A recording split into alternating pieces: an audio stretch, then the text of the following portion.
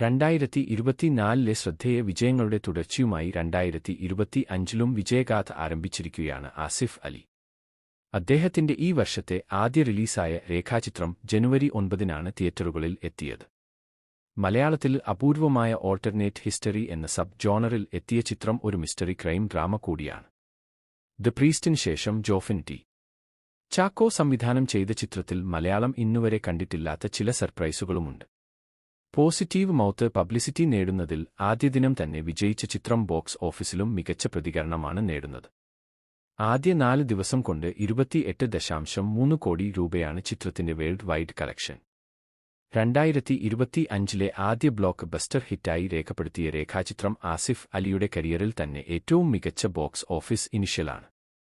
Kavya film company, and mega media എന്നീ ബാനറുകളിൽ വേണു കുന്നപ്പിള്ളിയാണ് രേഖാചിത്രം നിർമ്മിച്ചത്. അനശ്വര രാജനാണ് ആസിഫ് അലിക്കൊപ്പം പ്രധാന വേഷത്തിൽ എത്തുന്നത്. മനോജ് കെ ജയൻ, ഇന്ദ്രൻസ്, ഹരിശ്രീ അശോകൻ, ഭാമ അരുൺ, സിദ്ദിഖ്, ജഗദീഷ്, സായികുമാർ, ശ്രീകാന്ത് മുരളി, ഉണ്ണി ലാലു, നിഷാന്ത് സാഗർ, പ്രേംപ്രകാശ്, സുധി കോപ്പ, മേഘ തോമസ്, സെറിൻ ഷിഹാബ് തുടങ്ങിയവരാണ് മറ്റ് അഭിനേതാക്കൾ.